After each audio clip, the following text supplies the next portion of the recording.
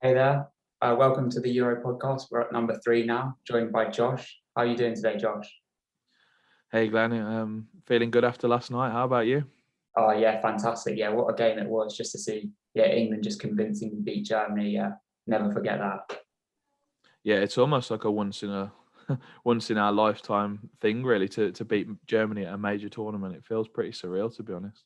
Oh, yeah, unbelievable. Yeah, I was just watching back the last 30 minutes just to kind of celebrate every whistle, every headed ball. Yeah, it's just great. Yeah, buzzing for the next game, really.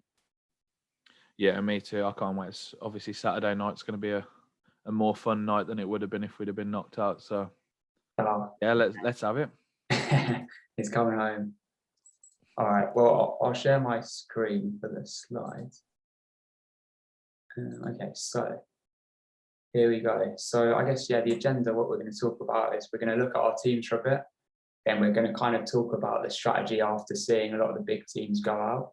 And we'll talk about who's getting and whether to make a hit or not, whether it's like a rational move to make. All right, so to kick us off, I guess that's a great image from yesterday, seeing all the fans and the players. Nowhere else to start, really, is there, mate? To be honest, other than this. Yeah. So what did you think of the performance yesterday? I thought the first half was very cagey, actually. I thought we didn't play bad. I thought everyone was just staying in their shape on both sides.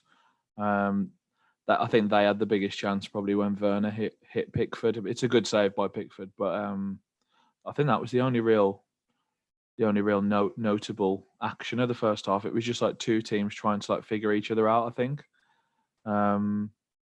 we played all right. I don't think we played terrible in the first half, but it definitely wasn't great. And then in the second half, we were just completely in control. I thought for the whole half. I Yeah. thought I thought we were absolutely great in the second half. What did your second watching of it today make you think about the last 30 minutes? You know what? I was watching it and I think there was a bit of a big over the night yesterday because I was watching the second half and I was up until like 75 minutes. I was kind of thinking like, this was an awful match. Like like you say, we're both just trying to stop each other. But I mean, we stopped them well. Like, what can I say? I mean, like the amount of winners in that team. Like obviously you've got Werner and Havertz just won the Champions League as well. So I just think we did so well to stop them. Like Phillips and Rice in midfield did a great job and. Yeah, like we just kind of turned it on. Like once Grealish came on, we just took it up again. I just think, we wanted it more. Yeah, they both the central midfielders for England got their yellow cards in the first half. I think I was quite nervous about that actually. Like when I was because I was thinking if they get one on the counter here because they're quite quick, the Germans, like the front three they played anyway. I thought Rice and if they get in behind Rice and Phillips here, like they're either going to take them down or they're going to have a free run at goal basically onto our back three rather. So I was worried about that, but to be fair, they kept their discipline really well after they got their yellow card. There wasn't even like a nervy moment really where I thought they were going to get a second yellow, either Rice or Phillips. So all good. Yeah, and we haven't got any suspensions for the next game, have we? No, that's amazing really when you think about it because it's quite harsh that 2 yellow cards gets banned for the quarterfinals. I mean, there's 4 games up to this point, right? Like including the first knockout round. So Yeah. to have no one suspended, and obviously it wipes off after this now, so there's no chance we get anyone suspended either. So it's like it feels like we can just play our team now, and like we get to just finish the tournament, and we've kept our discipline, which is pretty amazing, really. Yeah, it's great. Because obviously, Xhaka put in a great performance yesterday. Now he's missing, or not yesterday, the day before, and now he's missing the next game. It's just silly rule, isn't it? Yeah, I took a look at that. There's a few others as well that I missed. I think there's 1 or 2 others that got banned, but I can't think exactly who they are right now. But I'm sure we'll come on to it in a minute. So I guess looking a bit more into England, like that's the player ratings from who scored. Like you can see that like the defenders were all picked up a great rating. I'm looking at the right hand side. I always get drawn to the right hand side first. It looks like an even game, to be honest. Like when you look at it like this, I mean, we had more shots, fair enough, but the rest of it is like you could throw a blanket over it, over those stats, you know what I mean, and say it's 50-50 almost, really. But I don't think they're like. I think sometimes the stats don't always tell the full picture. So I think we were slightly more dominant than this, but maybe I'm a little bit biased. I don't know. Yeah, it's just the thing is, they didn't really threaten, to be honest. It was just that Muller chance where I honestly don't know how he missed out. Like, because when you watch on the replay, he just needed to kind of lift it over Pickford. Like, Pickford's already kind of on the ground, and we're like everyone just waiting. Yeah, I never thought he was ever missing that one, to be honest. Like, obviously that was at 1-0. It was pretty quickly after we'd scored, wasn't it? Really. Yeah. I thought there's no way he misses this when he was clean through, and even once he'd hit it, I thought it was in still. It missed by like such a narrow margin. The only other one was the Werner chance we talked about in the first half, where Pickford's made a really good save, but that was a good save. Yeah, Werner from 2 years ago would have buried that into the far post definitely. So yes, we're lucky he hasn't had his shooting boots on for about 12 months now. But these ratings though, they're quite interesting. I think they're fairly accurate. I think Pickford was really, really good again. I think he's been amazing all tournament, to be honest. Really liked Luke Shaw's performance. I think like he was close to my man of the match. I think if not my man of the match. So I think, I mean, he's got what? He's about 5th or 6th highest here. So I mean, I'd have given him slightly more than that based on that. I think based on the comparison, but yeah, Sterling was brilliant. I think Kane's been given a bit of a generous rating here. What do you think? Yeah, completely. I think that's a goal for you. The rating goes up after that. But I mean, the players, they all kind of just wanted the ball. Like Shaw especially, like he was just so composed on it. I can't really remember him putting a foot wrong, really. Yeah, we were very patient in attack. Obviously, it's quite frustrating when the fullbacks, like or the wing backs rather, they do sometimes pass it backwards to rebuild the attack. But we needed that composure and that discipline yesterday. I think the master plan from Gareth worked perfectly in the end, but it's quite frustrating when you're watching it, isn't it? And they're passing it backwards quite a lot to like continue the attack. You want them to just run at their back five. You know what I mean? But yeah, it was good to see the fullbacks get forward a bit more. Obviously, I think Shaw obviously got the assist for one of the goals. Like, because we haven't seen that in the group stage as much. We scored the same goal twice, didn't we? It was quite funny that it was literally the same goal with 4 different people assisting and scoring. But no, I love that. It was both were great goals. I was like, oh, what a nice cross for both of them, especially from Shaw, and it was Grealish for the second one, wasn't it? Yeah, and not an easy finish from Kane as well.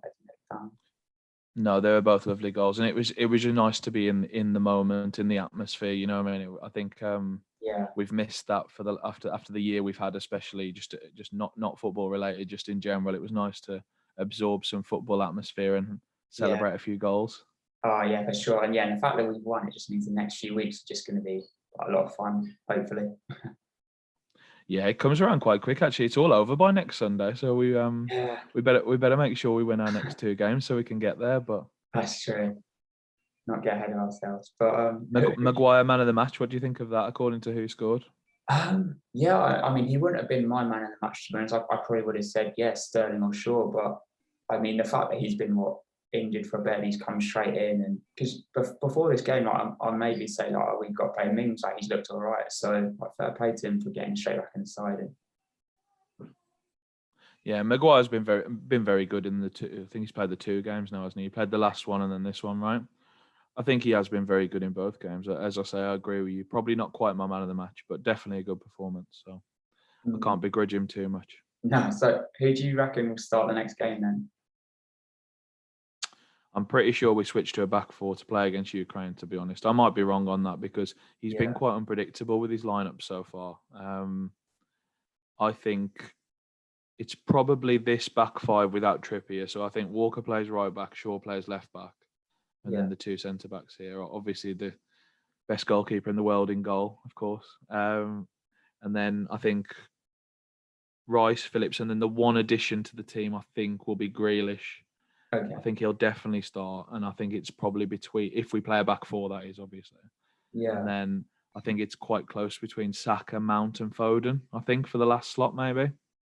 Yeah. And I'm not sure which way he's going to go on that. It all depends, I think, on who he feels matches up well against Ukraine specifically. I think. Yeah. What do you think? Yeah, no, I agree. I think 4 at the back. I think when we saw France beat Switzerland and France were matching Switzerland by the back, I was thinking like that's just ridiculous. Like we're England, we need to take the initiative. 4 at the back. I'm looking forward to seeing Mount back in the team, hopefully. And yeah, like, I think Saka would benefit from a rest from this game. Like, he can make a lot of impact off the bench. And I think Grealish will be perfect for unlocking. Like, because I imagine Ukraine will kind of sit deep a bit, try and frustrate us. So Grealish is perfect for that. Always wants the ball. Yeah, I think I like that. So Mount and Grealish in for Trippier and Saka, basically, right? And then the other 9 keep their place, yeah? Yeah. Yeah, I think I like that. If Mount plays, I think the formation becomes pretty clear, because I think Mount will play in like the 8/10 role. Yeah. And then Sterling will play right and Grealish will play left. Mm-hmm. But if Mount doesn't play for whatever reason, it's quite interesting who'll play in the 10 versus who'll play on the wing. So, because obviously both Foden and Grealish could potentially play in the 10. Yeah. I think Saka's better on the wing, so I think Saka will play on the wing if he starts. But I think if Mount gets picked, I think we can more confidently predict the exact lineup, I think, in terms of formation and everything. So Yeah, no, totally. Yeah, it's exciting. Mount played well in the first 2 games as well, didn't he? So he did. And Foden looked alright as well, to be fair. So yeah, I think whoever misses out is going to be feel really hard done by for this next game, actually, because if they're playing an extra attacker, I think both Grealish, for all of Grealish, Foden, and Mount are going to think it should be them. So I think it's going to be quite interesting. But hopefully we see some of them off the bench anyway. And we haven't even mentioned Jadon Sancho. I mean, it's the forgotten man. Yeah. Very strange what's happening there, but I think there's almost no choice but to leave him as like maximum and impact sub now, because it's worked so well for all the others. I think they've all played really well. Yeah. Bar possibly Rashford, who hasn't had much of an opportunity at all either, really. But yeah, we'll see what happens with Jadon Sancho. Maybe he can come off the bench and score the winner in one of the games later on. So. Oh yeah, that'd be great. Yeah, because when Sancho or Saka played over Sancho, like, even as an Arsenal fan, I was thinking, yeah, that's ridiculous. Like, Saka's so young. Like, Sancho's proven. Like, everyone's making jokes about Southgate not watching the Bundesliga. But to be fair, like, he's proved he's made like the right decision. Like, Saka has been good. Yeah, I mean, we've kept 4 clean sheets in 4 games. It's absolutely crazy. And to be honest, I was quite critical after the first 2 games because they were much too defensive against those 2 opponents. I think we had 3 total shots on target in over like the 2 games, which is just it's just awful when you're playing like a much worse Croatia team than we're used to seeing. Yeah. And then Scotland, like it's not really acceptable. But you can't argue with 4 clean sheets in 4. You can't lose football matches if you don't concede. So. Exactly. And it was perfect for yesterday. The tactics were perfect for yesterday. They were, yeah. So I was thrilled. Yeah, fair play to them. All right. So I guess, for fantasy, who do you reckon? I guess we'll talk about this a bit more in a bit, but who do you reckon from England you want to get in? Well, I've alluded to the 4 clean sheets in 4, so I'd take any of the defence or even the goalkeepers a good pick if for some reason both your goalkeepers went out in the last round, for example. I'd go for Pickford or Donnarumma, I think. So I think those are both great choices. Maguire and Stones are the most nailed, I think, for sure. I think they play in all scenarios, right? Yeah. Those 2? Yeah. And then I think Luke Shaw's going to start. I'd be more confident on him than the right back. So I think Luke Shaw's probably next in line in terms of the defence. And then the attack's quite boring, but I think it's just Sterling and Kane you can pick, to be honest. I don't think you can take the risk on any of the others, really. I agree. Because even me and you are a bit unsure on who's going to start next game, and we're obviously massive England fans. So, do you think it's just Kane and Sterling from the attackers? Yeah, I kind of I agree, to be honest. Like, I am quite tempted to take like a punt on Saka because he is just like Sterling's 13 million and Saka's like 7 million. But if you're taking a hit and then he doesn't play, it's a disaster. So I think then I'm worried because Mount didn't even come on yesterday.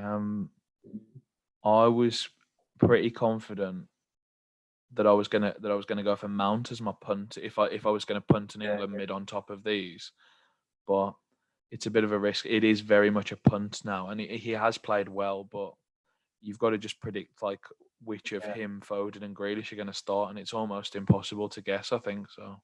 Yeah, I don't think it's worth it. I think rather than getting in like a Saka or someone, I'd probably just punt on like a Denmark player for like probably cheaper price. So. Yeah, I've done quite a bit of that. Whenever I've needed an enabler, rather than going for like Saka, for example, I've gone for a lot of Czechs or Danish players, for example, just to like, because I know they're going to play 90 minutes, a lot of them, you know what I mean? So it's Yeah, I agree with that. I did put Calvin Phillips in a few of mine actually because I really do think England are going to have got the best draw of the remaining teams. So I think he was like a bit of an enabler in some of my teams and like made sure I had 4 England so I can get up to 7 for the next round, for example. So just a thought, but I don't think it's a great pick, to be honest. Because do you remember in the first game, he played pretty like attacking, didn't he? So if he plays anything like that, he's a great pick at 6 million. So, but it's a risk, isn't it? I think if we play a back 5 for whatever reason, or if we play 3 holding mids for whatever reason, I think he is a really good pick in both of those formations because I suspect he'll be the highest of the midfielders if Mount doesn't play for whatever reason. Yeah, totally. But other than that, in a back 4 when he's one of the 2 holding ones, I don't think that's good for him at all for fantasy wise. But no. Who knows? He might get another assist or something. So no, that's the thing. Yeah, and also it's the yellow card risk as well. If Mount doesn't play and Trippier doesn't play, if both of those don't play for whatever reason, I think Phillips does get corners from one of the sides. I think Shaw takes them from the left, I believe. And then I think Phillips takes them from the right if Mount and Trippier both aren't playing. That's what happened in the third game against, was it Czech Republic? Yeah. That was the third one, wasn't it? Yeah, so Phillips took them from one side and Shaw took them from the other. So you do get that extra. I think we might score a goal from a corner at some point in the remaining part of the tournament. So I'm extra. really expecting a Stones or Maguire bullet header at some point. This is why I want them both in my team. I think they're my favourite 2 picks. I think, to be honest, like they just look so threatening. Even yesterday, I think Maguire had 2 shots. I think Stones had 1. So and Stones even already, hasn't he? Yeah. Stones hit he did it. That was the last game, right? That was against the Czechs as well, I think. Was it Croatia? I can't remember, to be honest. No, that was the first game. It wasn't in the first game. It might be Scotland or Czech Republic. It was one of those two. And it was really early, I remember. Yeah. But yeah, Maguire's just great off corners as well. So we've got like the dual threat there. But yeah. Okay. Well, let's move on and try and look at the teams then. So I guess this is the team that went quite well. Do you want to talk through this? Yeah, so I've got this team in quite a few of my lower ones, to be honest. And the reason I know that is because I know I took a punt on the Czechs on the bench on a lot of my lower teams, just as like a bit of a differential in case Netherlands went out for whatever reason, so I'd have a bit of cover already.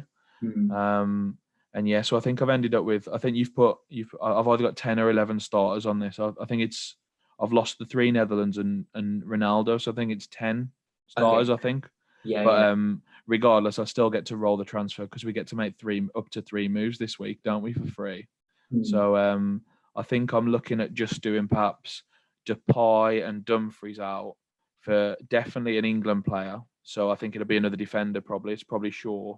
Yeah. And then I can do something like Ronaldo. Sorry, I can keep Depay rather and do Ronaldo to Immobile, I believe. So I think I can get Immobile and Shaw in for Dumfries and Ronaldo, which means I'll have 4 England, 4 Italy, and then 2 Belgium and 1 Netherlands, 2 Belgium and 1 Czech Republic starting rather, and then bench the other Czech Republic probably.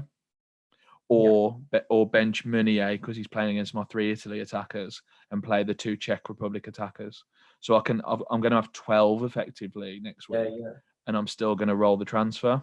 So that's like this is like quite a luxury position to be in, I'd say. And I don't think a lot are going to be as fortunate as I got with this one, to be honest. But obviously, this is obviously just one example of my teams. I've got 100 in total. So I mean, this is just like one. One I got lucky on. I definitely didn't get lucky on a lot of the others. So which I'm sure we'll be about to see in a minute after we finish talking about this one. So you've got quite unlucky with the Dumfries captain, haven't you? Yeah, I don't think I capped him on many actually. I think this was just one where I split my captains quite a lot between the 3 Netherlands. So but I definitely went heavier on Depay and Wijnaldum than I did on Dumfries for whatever reason. Yeah, I think it was just a little bit unlucky. I mean, he obviously got a yellow card, they conceded 2. They wouldn't have conceded 2 if they didn't have a red card, I don't think. So I think like there were just like points here and there disappearing from him. So he ended up on a minus score. But yeah, I don't think it was a bad punt at all, to be honest. I think we all backed Netherlands, didn't we, mate, to be honest? Yeah, I think it's really unlucky, to be honest. Just, because I think, first half Netherlands they didn't look that dangerous, but they looked like they'd had potential. I think Dumfries was getting forward, might have had a shot or two. So, yes, I think, pretty unlucky. And, I think I've benched like, it looks like I'm looking at it. I think I've benched like, I think all of my subs except for the goalkeeper would have got in like my comfortable best 11, you know what I mean? Like 9.3, 4.7, 6.7. So I think I just didn't call that Czech Netherlands game the right way around, but at least I've gone for next week, eh? Yeah. Yeah, no, you're in a great position to be able to roll the transfer, because I was really preparing to do that, just make 2 transfers this week, but lo and behold, and now I've got to make 5. So, yeah. And now we come on to the disaster. Oh, yeah. There we go. Yeah, I mean, so this is the other way it can go, obviously, when you take like calculated risk. So this one, I went for triple Germany rather than triple England as an example. And I obviously went for Sweden on the bench rather than Czech Republic. It seems like quite subtle changes, but I've gone from having 10 starters to 3 starters, basically. So I didn't quite get on the end of a lot of these extra time results. So obviously Modric went out in extra time. Benzema went out in extra time.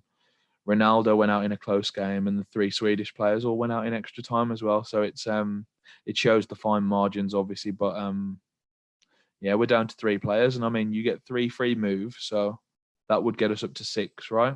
Yeah. And then, so it's just a case of how many hits on top of that, because I'm really not happy playing with 6 players, like in a game where you might, for every hit, you might potentially get 3 games out of the player. Yeah. Because it's not like any of these teams are going to like come back into the tournament, you know what I mean, or whatever. So like every hit, you're getting in a player for maybe this week, next week, and the week after. So in terms of all the way to the final. Yeah. So I guess it's just working out which teams are perhaps most likely to advance from this week, so you at least get 2 games out of them, you know what I mean? So I think that's the way I'm looking at it. I'm trying to take hits for players who I think are going to progress, basically. Yeah, no, I think that's really smart. And hopefully predict it better than I did last week. So yeah, it's a tricky one, because it's like you can't really go against Netherlands if like the odds are, say, 85% chance they'll go through. Because if you go without them and then they go through winning 3-0, like you're just out of the money straight away, aren't you? No, I know. And it makes me feel very nervous to say this, but obviously I think England have got by far the best chance of going through out of, according to the bookies odds and everything as well. Like I'm not just on my bias high horse or anything. I think hits for England players are more than fine. I think as like a starting point. Obviously you'll use your 3 free transfers on something. So I'd imagine on this team, for example, I'll probably want to sell definitely like Ronaldo, Benzema, and Depay in terms of the attacking players. But also I've only got 1 defender, so I also have to make 2 defensive transfers and a goalkeeper transfer. Yeah. So that's almost 6 straight away that you're probably going to be taking. Otherwise, you're definitely not getting 11 out. So, I'm thinking just looking at it quickly now, I'd probably go Donnarumma in goal, I think, for Neuer. I'll take out Dumfries and Gosens because they're the 2 most expensive defenders. So it's always good to sell your most expensive guys that are out. Obviously, by the way, it sounds simple, but sometimes you might miss 0-1 or 0-2 because you're selling someone who's cheaper than someone who you're keeping. You know what I mean? So I could probably get 2 England defenders, to be honest, mate. Like we talked about earlier, Dumfries and Gosens to maybe like Stones and Maguire. I'm guessing could be the safest, I think. And then let's say, so that's 3 moves done already, and we haven't even got to the midfielders or attackers yet. So probably sell Depay, Kimmich, Ronaldo, and Benzema. It's adding up very quickly, isn't it, when you make all these moves, to be honest? Yeah. So I'll probably get Kane and Sterling, definitely, because they're my 2 favourite England attackers, of course. So then you got 4 England. So I'm up to 4 England already. I've got 4 Italy already. So then it's a case of like, which third team do you want, basically? Because I've probably got 3 more moves, taking out Benzema, Depay, Kimmich. and it's just like which I probably just want to target one other team and have a triple up on that team. So I think the favourites for that in terms of who's left in is probably Spain. Yeah. I mean, they're massive punts, aren't they? Because I mean, I couldn't tell you who's going to start for that team next week, but you don't want Morata anywhere near your team. That's what I mean. But if you're getting it, like, because I've got a striker slot. Yeah. So, because obviously I'm taking out Benzema, so I need to get a striker, and it has to be him if it's a striker, because he's the one. I actually you have to get Morata, like, because the thing is, if he's the one who starts. Yeah. Yeah. The only other thing is you could maybe go on the other side of that game and go for like someone like Embolo, or maybe go for Damsgaard, who's obviously the Danish. He's classed as a striker on the game. Yeah. So he's quite, like, he seems like quite a good player. I think he's 5'9" or 5'6". He's 5'6" or 5'9". I think it's 5'9" on this. But like we see it with FPL. Like I think we had it with like Souček last season. It's like you're like, oh, I've got 10 million to spend, so I want to get a 10 million player. So even though, like in this case, Embolo might be the better option than Morata, also because most people can go for Morata, so he's a bit of a differential as well. Most people just go for Morata because you're using more of your funds. Yeah, the Spain midfielder, like, obviously Sarabia is really good. I really rate him. Ferran Torres is good, but I don't think the budget always stretches to get to him because he's 9. Whereas Pedri, who's played, like, I think he's played most of the minutes for Spain in midfield, he's 5'9" again. So, like, if you don't want to go for the cheap striker like Damsgaard or Embolo, then it might be good to go for a cheap midfielder in Pedri and then spend up front. So, like, go for Morata and Sarabia as the other 2 picks, for example. Yeah. But that's the tactic I've tried to employ on most of my teams, going like 4 from one team, 4 from another team, and 3 from the other, and very much have all my eggs in one basket, as it were. So no, I love doing that, to be honest. And the thing is, with the 3 transfers we're getting, like, you can kind of get your way out of it a bit, like, because obviously for my team, as we'll see in a bit, like, the big teams went out, but I still only need to take a -8, so it's not the end of the world.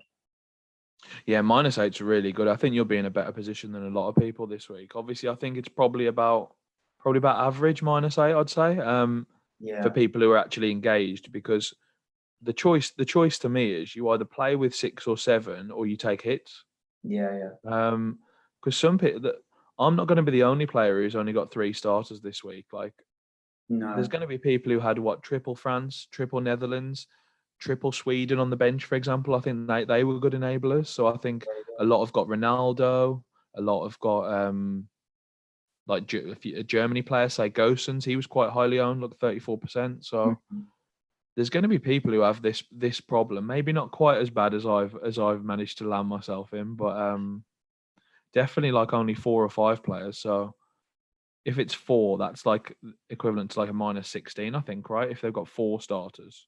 Yeah, that's right. So it's not the end of the world. Yeah, -8 might not be the end of the world, mate. Should we have a look at yours? Yeah, go on. Here we go. So I like this. So you've already got your 3 Italy, and you've obviously got Lukaku and Sarabia and John Stones. I mean, it's quite a powerful 6 to have already, really, isn't it? To be honest. Yeah, I mean, playing well, to be fair. Like, obviously, I guess that's the 6 I've got, and I can't believe Netherlands and France both went out. But the thing is, I am prepared for it. Yeah, we just have to dust ourselves off with that one, I think, mate. It's really unlucky, obviously, but a lot of people are going to be in the same position. Even Sweden, to be honest, I kind of had them as my little, just in case it goes wrong. At least I have 2 starters from Sweden. But even that was my thinking with Sweden as well. I thought exactly the same. I thought they'll have more than enough to beat Ukraine, but it was a fun game again yesterday. I didn't quite catch a lot of it, but I watched the extra time. It was very, very fun, actually. But I mean, the 6 that you've got here, they were very much discussed in, like, they'll be being discussed in like the ideal 11 for this week. You know what I mean? Like the people's like literal dream 11 that they want for this week. So you can't. I don't think you need to panic or anything whatsoever. I think the team's really good. Yeah. You'll probably, the only thing is if you do a -8, so that's 5 moves, right? And you've currently only got 2 defenders, so you definitely need to get a defender in. Yeah.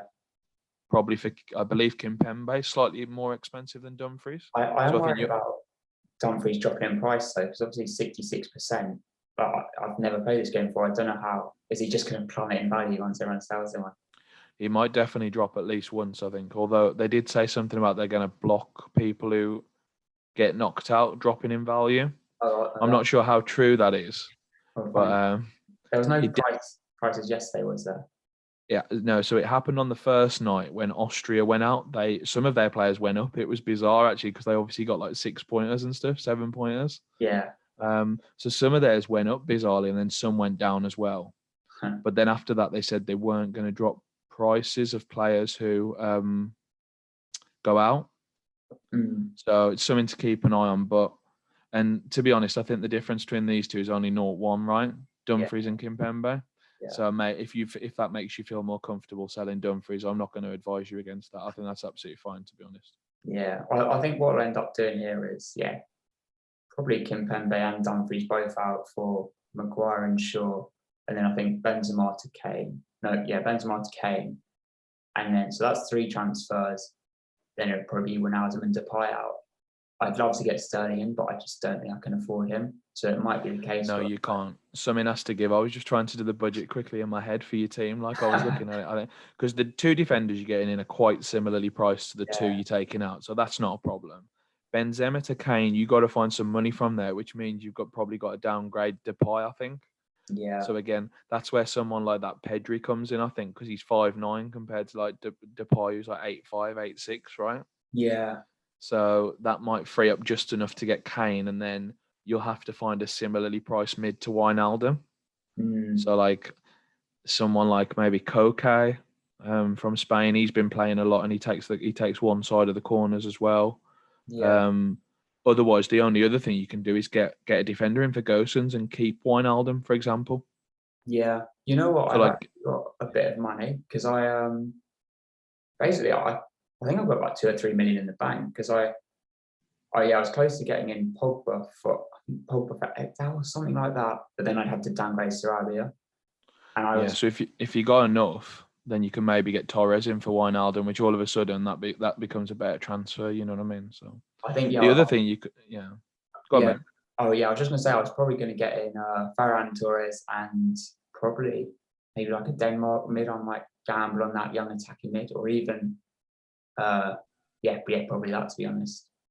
I was looking at. I don't think Denmark. I don't think they have any mids on the game really. They've got Højbjerg, who's 6'6". Yeah. That Damsgaard is a striker. Oh, he is, isn't he? Yeah, of course. Yeah, so he's 5'9", so he's a striker. They haven't really got any attractive mids. They've got Thomas Delaney, who obviously plays for Dortmund, I believe. Yeah, he's again a holding midfielder, basically. Højbjerg's a holding midfielder, but he's been quite a little bit advanced in this tournament. Yeah. So it might be that you could go Sterling and Morata rather than the Kane and Ferran Torres way around, and then you might have a bit more in the bank or something, but yeah, I think Kane and Ferran Torres is really good, to be honest. Yeah, that is an interesting thought, to be honest. It's just, every time I watch Morata, I'm like, wow, he's a horrendous footballer. But then he is on pens, he's playing for Spain, so. Yeah, I think the same, to be honest. I'm just thinking who else you could get for Wijnaldum. I guess you could punt Shaqiri. Yeah. Obviously, he's had a great tournament. He's playing against Spain, which is annoying. The other thing you could do is just go for the boy we mentioned earlier briefly, Souček. And just have the 5 million. They might beat Denmark, so then you get another player in the next round. You haven't got any Denmark players to play against him, so it's like you're taking a free punt, I suppose, on the Czechs beating Denmark. Yeah. You can't really go Yarmolenko because obviously you're going to have double England defense, so you don't really want to go against that. I don't think not using a hit. And then you've got you're going to have the same as me probably, where you've got your 4 Italy. You'll have 3 Italy and 4 England. Maybe you could get Insigne in for Wijnaldum. Yeah, that's a good shout. He's looked so dangerous, especially group stage. He played all 90 minutes in terms of in normal time on Friday. He was the only attacker to play 90, I think. Yeah. Which is quite interesting, really, because all the others came off. Yeah. So you could get in. Who could you get in? Insigne, Ferran Torres, Kane, and then 2 England defenders, right? Yeah, it's quite a lot to work with. That's a lot of options. Feels quite nice for a -8, considering you already have 6 good starters. Yeah. So you'll have almost like a super team. You know what I mean? So. It's true. as long as I need to get the team news early. I don't want to pick someone who doesn't start. Obviously, if you ain't got anyone coming up from the bench. Yeah, and then your bench would be Ekdal, Forsberg, and Gosens. Like, so, even for next week, you got a little bit to work with like Gosens. He can go to like a pretty decent defender. You know what I mean? So just for free, rather than having to raise any funds. It's probably harder with the other two though. Yeah. No, I think Ekdal's trapped on the bench. To be honest, He stays forever, doesn't he? I think I think everyone. Look, he's like 23% of teams. I don't think that's going to drop. I don't think that's going to drop at all. To be honest, I think he'll be everyone's 15th man for like the rest of the tournament. I think. But yeah, it was a shame they went out like yesterday, wasn't it, for our fantasy teams? I think. Yeah, because forwards both look great this tournament. It's always a shame when these teams go home. Yeah, he scored 4, the same as Schick, I think. Like they both had like amazing breakout tournaments, to be honest. Yeah. 4 goals in the Euros in 4 games. That's nothing to be sniffed at all, really. So fair play to both of those. And Schick's still in, obviously. Yeah. So he could do well. I don't know how many Seferovic has got from Switzerland. He might have 3 as well, I think, because he got 2 against France, didn't he? Yeah, and he scored that nice goal. I forgot it was against the third game with the group or something. But yeah, they played Turkey in the 3rd game. So if it was in that game, they won 3-1 in that one, didn't they? So he might have scored in that, I think. Yeah, he looks a top player. I was thinking like Seferovic and Schick, they could easily fit in the Prem. I think they look good players. Seferovic was the one I like picked out. I think like he'd play well for a team that like puts a lot of crosses in. Yeah. So someone like West Ham put a lot of crosses in. Someone like Burnley put loads of crosses in. Like so he'd be absolutely amazing for one of those teams. I think he's great, to be honest. Okay. And have you heard Dumfries has got a £12 million release clause? You're joking. 12 No, million? so somewhat there's going to be a line of suitors lining up for that, isn't there? I think he's going to be like the battle of the summer to get Dumfries, I think, for that price. So that would be funny. Because he would like, it's crazy because his valuation would have probably been like 40-50 million if they hadn't put like a release clause on his name. Yeah, so even more. That's crazy. Why they're would going to feel do that? Yeah. whoever he plays for is going to feel quite shortchanged, I think, this summer rather than like the 40 or 50 they might have got. So he's really young, isn't he? I think. Oh, is he? Yeah, I'm not sure. He looks quite young. He must be. He's so attacking, like, and he's like, this is sort of his breakout tournament, isn't it? So yeah. God, like 12, 13. I think a lot of the fullbacks might be sought after this summer. Actually, like should say wing backs rather, really, like Mailer, Gossens, Spinazzola, who we've got on the page as well here. Like he's been unbelievable as well. Yeah. So it's going to be a fun summer. Yeah, it's hopefully some of them come to the Prem as well. We could see them in our fantasies. Yeah, definitely. Cool. All right. So I guess moving on to what we got next. Oh yeah. So this is just looking back. Yeah, kind of. I guess we talked about this a fair bit already, but just looking back, did we have too many of these players that should we have predicted for this? What do you think? I don't think predict is the right thing. I think like I could have covered myself a bit better. I think maybe I could have done a few more teams that had no France, for example, or a few more teams that had no Netherlands in. I think I only had 3 that didn't have any Netherlands in.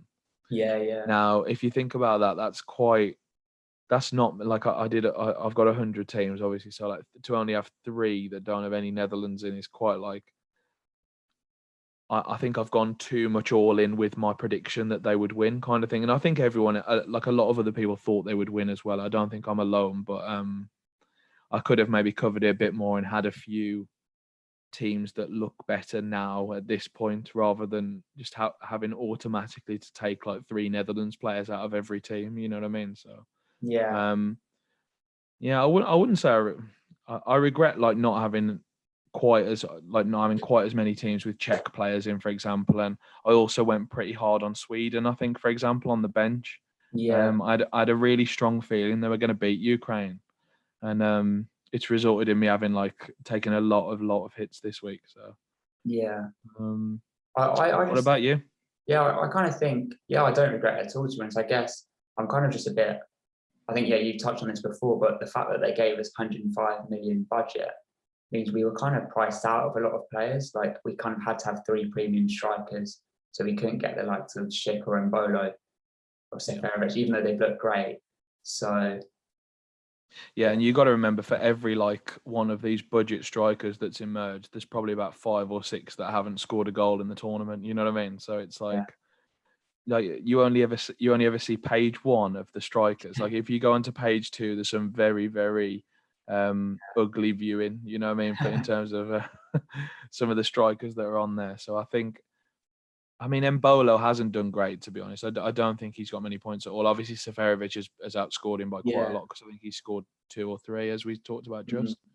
But like, I think Damsgaard scored 1 goal, and he got a 59th minute substitution in the last game, so he only got a 1-pointer in that. So that was tight, wasn't it? That substitution. It's like 1 or 2 seconds before, I think. Yeah, that's funny. So like, there's quite a few examples of like budget strikers who haven't paid off, and to be honest, all the premium strikers, bar possibly Kane and Mbappe a little bit, have performed really. Lewandowski got 3 goals, Ronaldo got 5, Lukaku's got 2, I believe, or 3. I think he got 3 because he got 2 in the first game.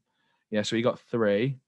Benzema got 4, I think, as well. He got 2 braces, I think.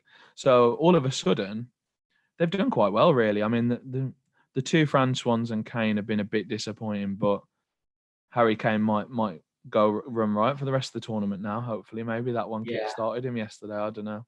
Oh gosh, I hope so. I was trying to think if I'm missing anyone from the strikers. Morata's done okay, I think. I don't think he's done great, but he did score last game at least, so he got a bit of a boost on his numbers. But I don't think the premiums have done bad. I definitely don't regret the 3 big strikers. I think it was the right thing to do, to be honest. No, I agree, to be fair. Immobile's done really well as well. He's looked great as well. He's looked great every game, to be honest. And he's not too expensive, is he? No, I think he's not. Him and Benzema are really liked for this last 16 picks, because they were just below the 10 mark. So they were like between 9 and 10, which just felt like a really nice discount on the likes of Mbappe and Kane, like sort of a £3-4 million discount on those two. So I don't mind those picks at all, to be honest. Yeah, all day. I was just going to ask you about, because the thing is, I guess what tends to happen is, for the fantasy community, we kind of gather together. We got a bit of a hive mind, and we work out what kind of the best team is. And then it's almost like, because we're all doing that team, we all kind of can't win, because even if it does come off, like the prize is kind of shared between us. But if you gamble and go for like I guess in the last game, like the Switzerland team or the Czech Republic, and they're through, you're almost on your own to win the prize. So it's almost like it's a good calculated risk, even though it's not the logical move. Yeah, so I think for the short format, I think I'm definitely going to start looking at things like this, because this is how I play the daily games. You see, on the daily games, when you just pick in from like the 1 or 2 games, I always pick the weird thing that might happen rather than the thing I think's going to happen, because you have to have that unique lineup. Otherwise, like you say, it's a shared prize, and there's no point having a shared prize between like 30 people, because even if you win, you'll win a 30th of what's the advertised first prize. You know what I mean? So you definitely want to, like, on the daily games, and this, I suppose this is a bit of a hybrid between the season-long game and the daily games, because you need to get super lucky over quite a short period to win this sort of thing, and you do need to take some weird picks, I think. So I think, obviously, luckily we get another shot next summer, because obviously there'll be a World Cup game, I'd imagine. So we can maybe use our learnings from this to like maybe be a bit more pro risk early on in the next one, and maybe especially in the first knockout stage, because I think that's where we've been unlucky, definitely at this point, but also like we probably weren't. I definitely wasn't. Considering I have 100 teams, I didn't pick enough weird teams with like double Swiss, double Czech Republic, you know what I mean? And even Denmark, I could have gone heavier on Denmark, I think, because I definitely fancied them to beat Wales. That was the thing, and I didn't have enough of them because I thought they were going to lose to Netherlands in the next round. I was looking too far ahead, maybe.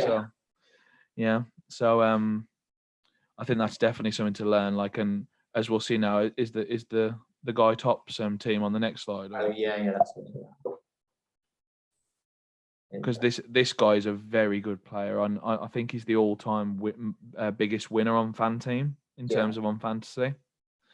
So as you can see here, he's gone completely against the crowd. Really, he started chic. he only had 2 Netherlands in the first place, one of which was a goalkeeper, and he decided to bench them both, which, to be honest, is quite heroic, isn't it? Really, Glenn. Really. Yeah, benching Dumfries against Czech Republic. Yeah, and he gets a minus score as well. That's like, that's definitely taking the diverse line to the extreme, really, and it's paid off for him massively. I think he's 17 ahead at the top now, isn't he? Yes, yeah. He should win it now. Yeah, and I think he's got 11 for next week already. I mean, as you mentioned in the comments here, he's gone completely against the trend. He's got a Ukraine on the bench. He's got 2 Czech Republic players. The 2 England is very, very unique for this round. I would say that wasn't a popular combination. Not having both of them for the last 16 rounds. So that fair play to him for that, because that's super differential as well. Yeah. He hasn't even gone for Spinazzola, which I think is quite interesting. He went for Bonucci over Spinazzola, maybe just to save. I think it's to save like 0-2 or something. Yeah. I think I would have taken Spinazzola all day in that slot, to be honest. But maybe it was an ownership thing again. He's gone against the ownership because he knew Spinazzola would be really highly owned. Because I guess he could get a header.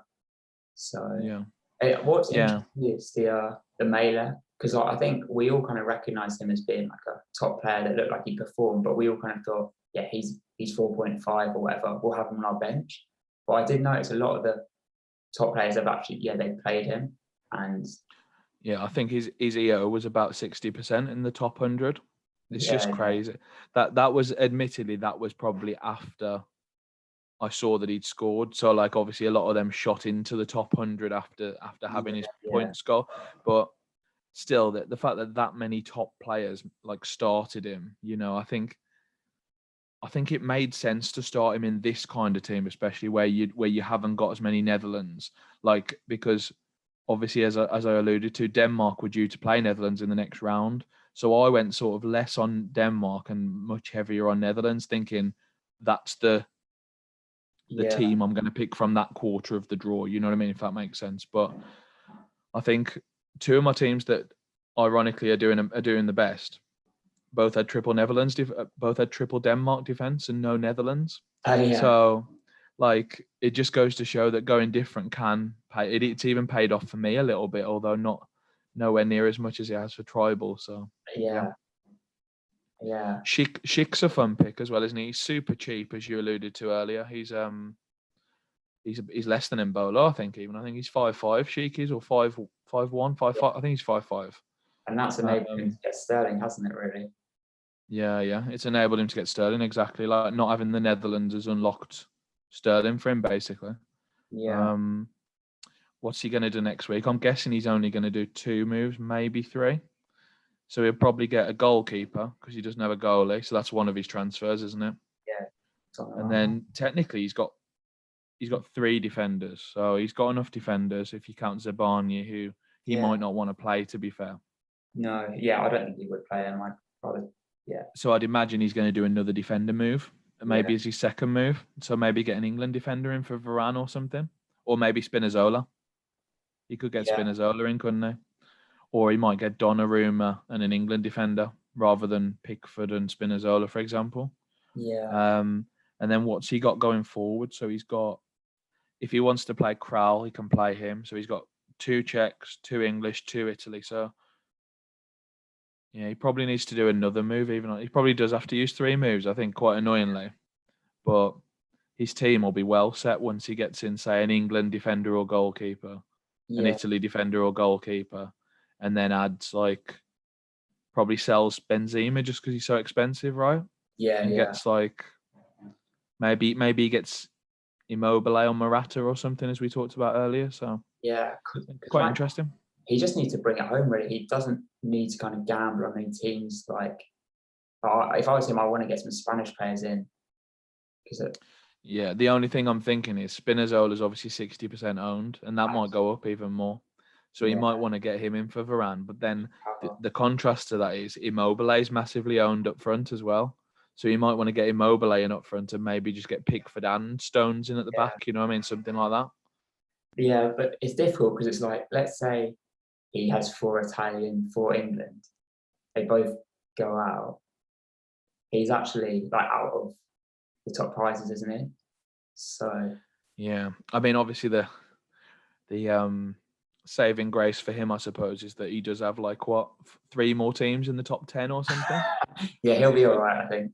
So I think he'll probably do what he did this round and split them in terms of like on one of his other teams, he might have a Spain quadruple up, for example. You know what I mean? Or he might go for maybe on this team if he goes for England, for Italy or something, he might go sort of for Spain, for Belgium on one of his other teams if he's already got like Lukaku and Meunier on one of them, for example. You know what I mean? So he kind of covers himself, doesn't he? Yeah, I think he will. That's I think you have. Yeah, go on, Go on, sorry. mate.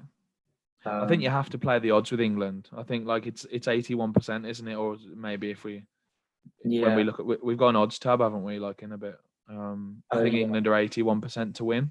Yeah, that's it. So like I think that's like a calculated risk that he might just have to take. I think.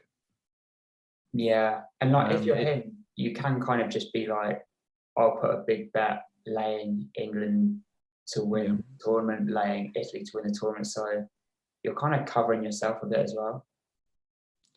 Yeah, that's the thing. I think he's in a very good position. I don't think anything's locked up yet because all that needs to happen is if he goes for England, for Italy, and then England and Italy go out, like you say, that team's buried. He can't win with that team anymore. That's true. Yeah. It's like it's unlikely because obviously Italy and England are 2 of the top 4 favourites to go through in this round, but you never know after what we saw in the last round, to be honest, with Netherlands and France. So I have to see how it goes. Yeah. But I've got a feeling he'll split his teams at least in some way. I think it might be that he end up going pretty heavy on England in all of them.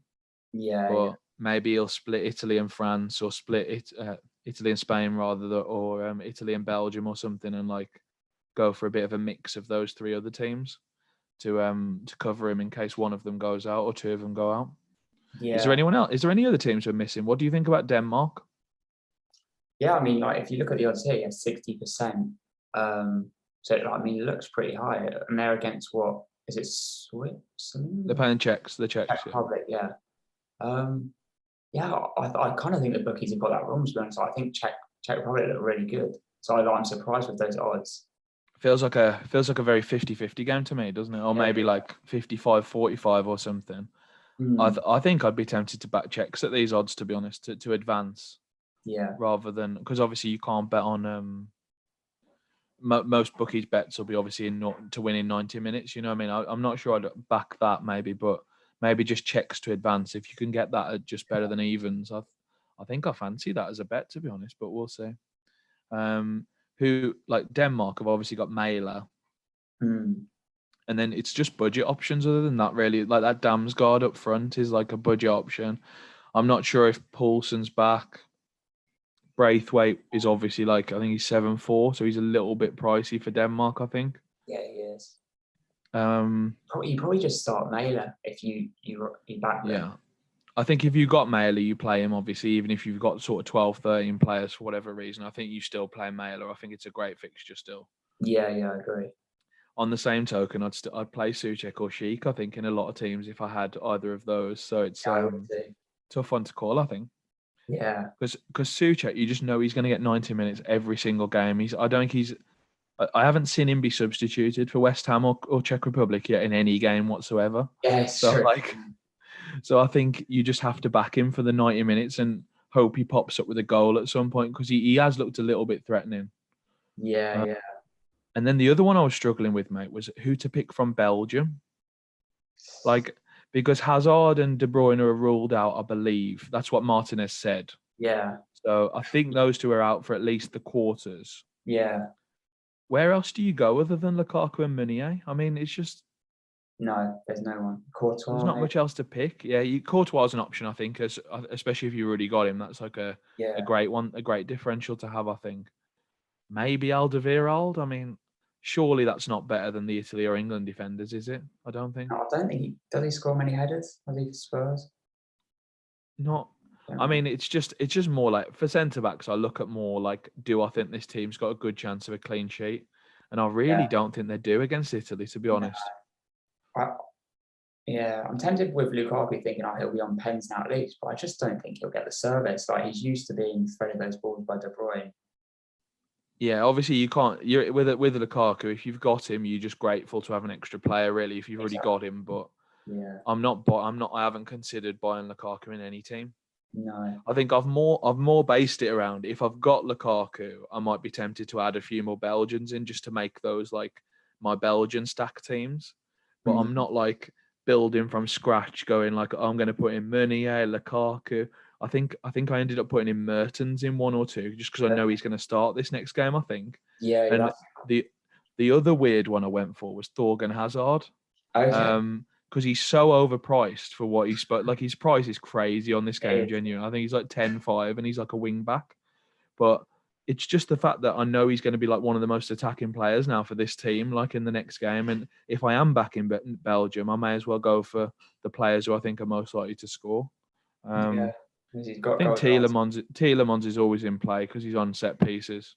Yeah. So Yeah. he's all right, but he's 7 million. That feels a bit much for Tielemans, I think. But at least he gets 90 as well as the other thing. That is true. Yeah. Yeah, those were the four I went for, sort of. So Hazard, Thorgan, and then Tielemans, and then Lukaku and Meunier, and then like Mertens as like my fifth option as like a punt. But I'm much more high on Italy. I think I really fancy Italy in this game, considering De Bruyne and Eden Hazard are out. Yeah. If they are. if they play, I think Yeah. it could be a really good game. Oh God, I hope we see at least one of them. Yeah, he has said they're not playing, but it might be mind games. You never know, do you, with these managers? So. Yeah, it'd be great mind games. Yeah, I'm excited for that one. Yeah, but the Germans did that though, didn't they? They said Rudiger and Gosens might be out because they're really ill or something, and then they were like the first two names on the team sheet. When I saw the team sheet, literally, it was like, oh, we. But Southgate didn't fall for it at all, I don't think, because he planned to play a back five against their back five because of Gosens and Kimmich. So yeah, seems like he just like didn't believe it for a second, basically. Yeah, sure. What do you reckon about taking a hit for like the likes of like a Malinowski or a Schick or Seferovic? They've all returned quite well. I definitely wouldn't take a hit for them. I don't think for anything other than one of two reasons. So I think if they're enabling you to get all your other big players that you want, I think that's fine. So like in a lot of my teams, I found I needed to buy a Sheik or a Damsgaard or a Souček or something in order to fund having Kane and Sterling, for example, which I really wanted. Yeah. So in that sort of instance, I don't think it's horrendous. I also think in teams where you've maybe going quite heavy on Czech Republic as an example, you might want to add Sheik and Souček and just be like, right, this team, I'm backing Czechs to beat Denmark, you know what I mean? And if they do, I'm in an amazing position for next week. Yeah. Like, and also you'll probably get some good points from this week if they win, you know what I mean? Someone will get a goal or something or some points. So those are the two exceptions for me, really. But generally, I wouldn't be like taking a -12 for like Seferovic, Schick, and Damsgaard, for example. Like, I think it's like all in context, really. So I'd take a -4 for one of those three. If you're then getting in triple Italy, for England, Lukaku, you know what I mean? Whatever else it is. Yeah. And they're like sort of funding it. But if they're not funding it, then I'd just leave it, to be honest. Yeah. No, yeah, I agree. I do think it could be a case of like the West Ham from last season, because like Souček, Cresswell, from the start they look like obvious picks, just based on how they're playing. But then you're like, oh, do I want to start them? They play for West Ham. And like, I look at Seferovic and Schick, like some of the goals they're scoring, I think like, yeah, if like Ronaldo scored that, we'd all be like saying, oh, how amazing he is. So yeah. I think if you're backing against Spain, so for whatever reason you don't have any Spain players in your team, I think you can go Seferovic and just take like a little bit of a risk, and then you might have like one extra player for next week against all the people who have triple Spain. You know what I mean? Like you've got like almost a 4-player advantage there because 3 of theirs have gone out and 1 of yours has gone through. Yeah.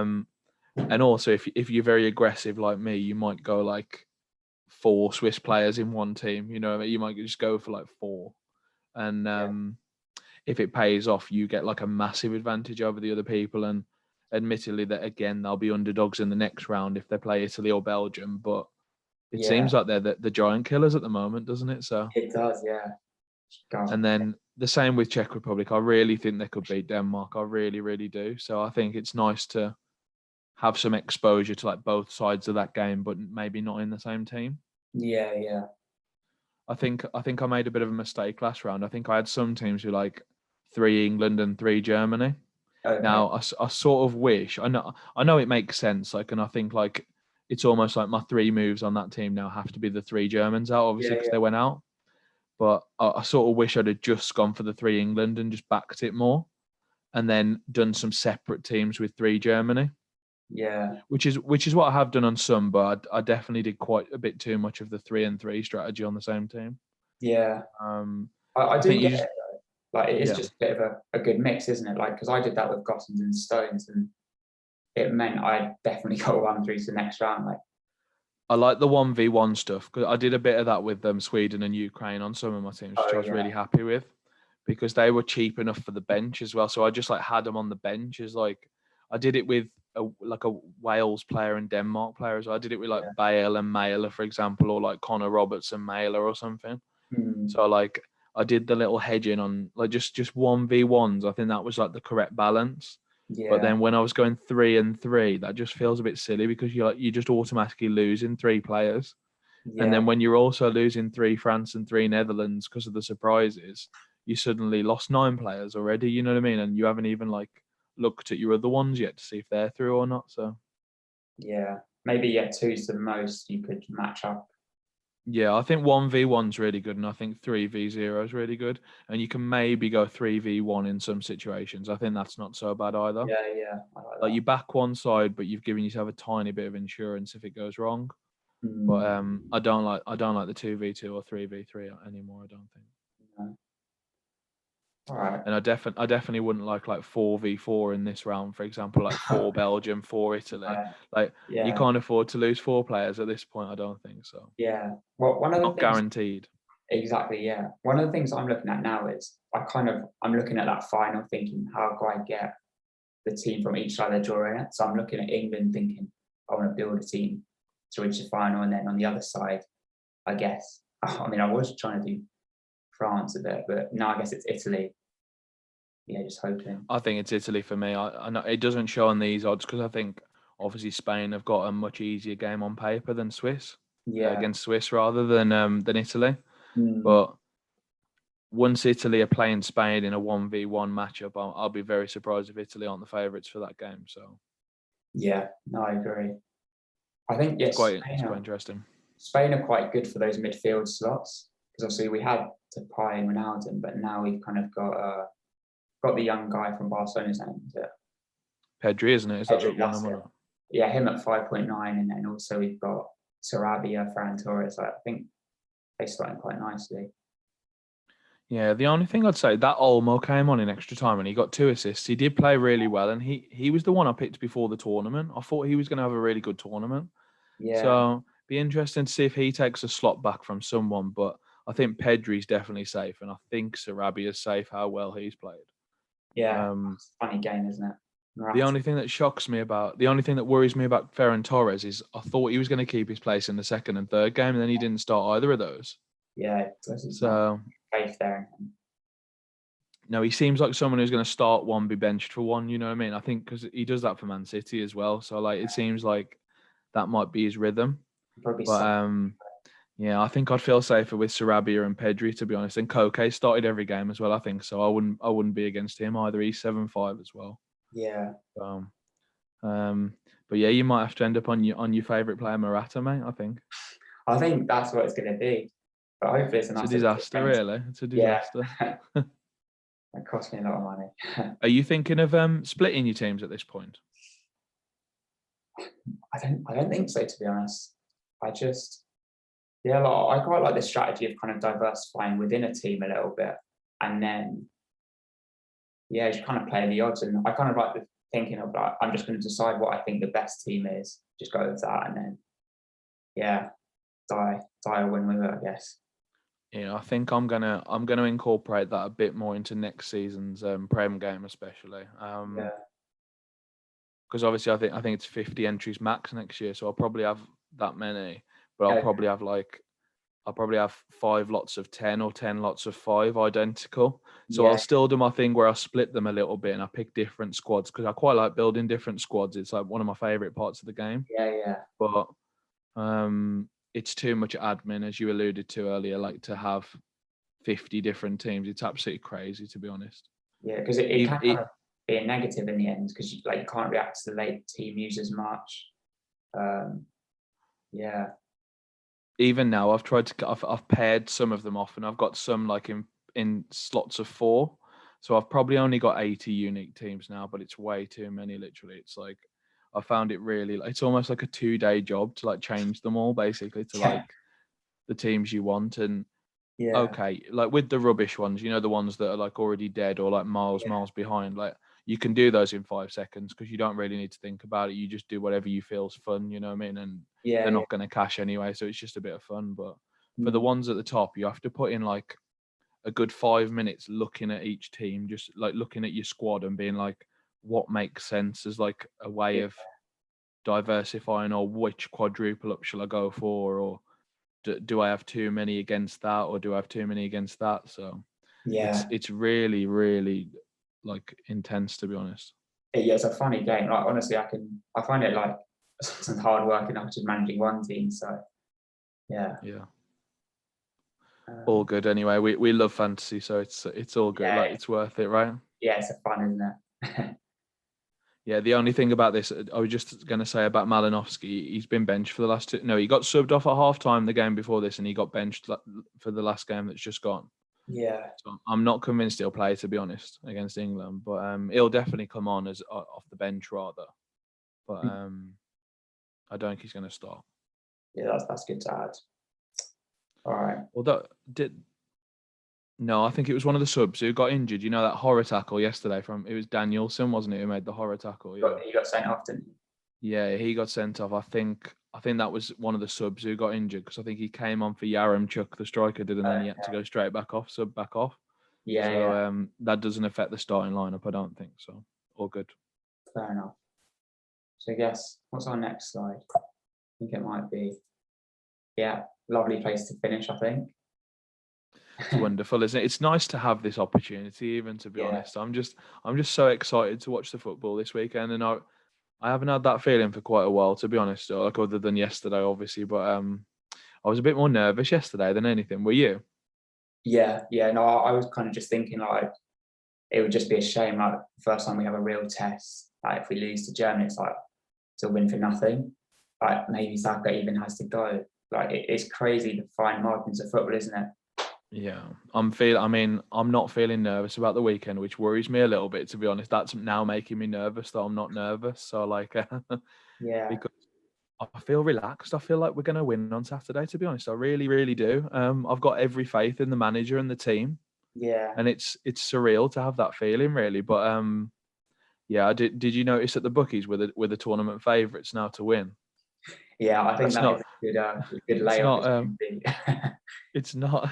It doesn't feel good, does it? No. It's almost like it's really easy to be like the outsiders. Like you're just sitting there in the periphery, just like, oh, you know what? I quite fancy our chances. I think we're doing all right. Yeah.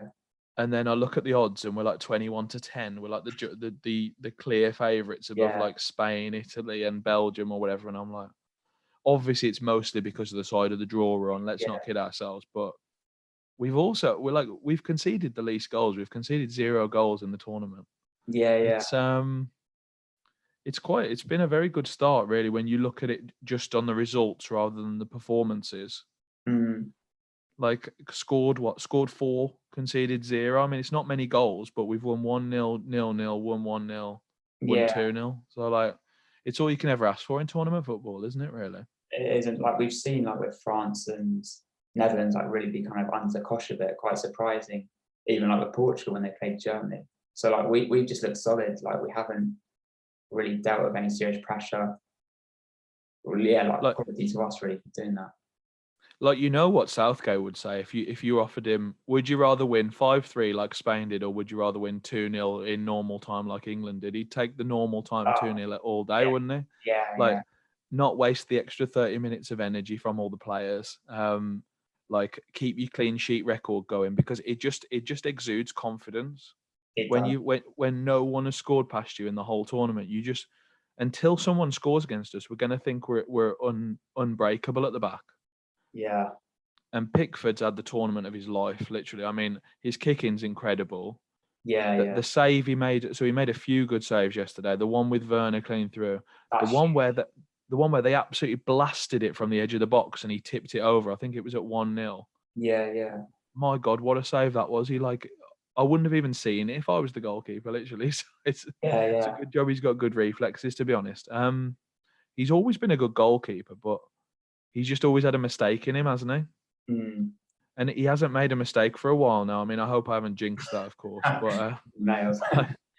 like, he's gone from being a decent goalkeeper to like a really good goalkeeper overnight, just by getting rid of all those mistakes. Because his kicking's always been good and his shot stopping's very good. Yeah. So he just seems like he's really confident. Like, he's really up for it. Like, you see like his passion at the end of games and stuff. So I just think there's a good togetherness in this England camp, to be fair. Like, we haven't always had that, and even if like we go out now, like obviously it's going to be really disappointing, but like we have still beaten Germany. Like, I still think it'll probably class as a good tournament. What would you predict as like the shock of this round if you had to pick one? Yeah, that's a great question. So yeah, I think Belgium, Italy. I think that would be Italy. Who Czech Republic got? They got Denmark. I mean, yeah, according to the bookies, yeah, I'm surprised, but yeah, I think Czech Republic will do that. They've got Italy, Belgium as the closest game, haven't they? The bookies, I think they've got that one as like 57-42 or something, or 43 or whatever. Yeah. And then I think Czech, Denmark's the second closest game. Then they've got us and Spain as pretty convincing winners. I think I'd take the bet on Switzerland. You know, it sounds strange, but in terms of the price you get, I think Czech Republic and Switzerland are both very decent prices. Yeah. I think they've got Spain as like 3 times favourites over Swiss, which might be about right, to be fair. But Czech Republic at like what 38%, is it? I like that. I think I'd take those odds, to be honest. That'll be like what? Yeah. 12, like 6-4 or something like that. I think I'd take that all day. Like, without Xhaka, I don't think you can. I think he's the most important player to them. Like, he's had a great tournament, hasn't he? To be fair. Yeah, I just can't believe he's not going to play. You might be right. You might be right on that. I didn't call that, so that's quite a good call out. On the same token, I think Italy can destroy Belgium if Belgium don't have De Bruyne or Hazard. I think that makes them like a 10 times worse team, literally. It does, yeah, massively. Because I mean, their defense is pretty horrible, isn't it, Belgium? So if they're exposed, they don't have De Bruyne and Hazard to get in that trouble. As you mentioned earlier, Lukaku needs service. He's not the sort of striker who'll score a 30-yarder from nothing. No, yeah. He's the sort who will, if he gets a chance in front of the goal, he will 100% stick it away. Like, you'd have every confidence he's going to score, like he's going to finish it. A bit like Kane. But he needs someone like Hazard or De Bruyne to set the goals up. Like, where's the creativity left? Does it have to come from the fullbacks, the wing backs now for Belgium? Or does it have to be Thorgan and Meunier? Like, I can't see where else it comes from. Tielemans is all right at making like through balls. He's quite good at making through passes, but him and Witsel are like more defensive-minded midfield players, I'd say. Yeah, it's tricky. It's got to come from the wide areas, hasn't it? Really, and they just don't have enough. Like, Mertens hasn't had a good game yet this tournament. He got hooked off at half time. The one game he did start. Yeah. Chadley and Trossard played wing backs one game, but obviously they're not going to play this game because I think Thorgan, Hazard, and Meunier are going to start, obviously. So, who even starts next to Lukaku up top? That's what I want to know. It's quite interesting, isn't it?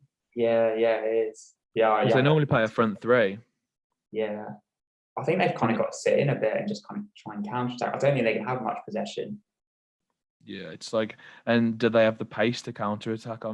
I really hope he's bluffing in a way, and one of those two starts to make it a good game, like where they're on the front foot a little bit more.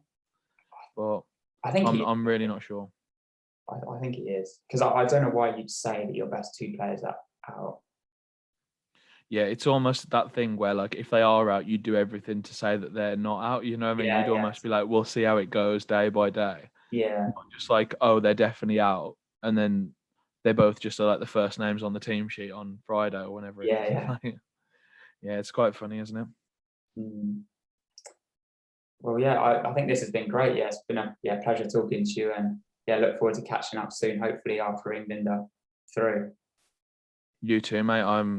I'm wishing everyone the best of luck this weekend if you support England. I really hope we make it. I don't think we'll get a better shot than this. I mean, I said this in 2018. I don't think we'll get a better shot than that. But this time, it feels like it's opened up even more, if that was possible. It has, yeah.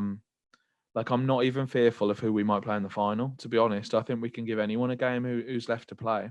Yeah, squad's looking fingers crossed, Glenn, yeah? Yeah, all right. Well, yeah, take care. Right. I'll catch up with you soon, mate. All right, take care. Yeah.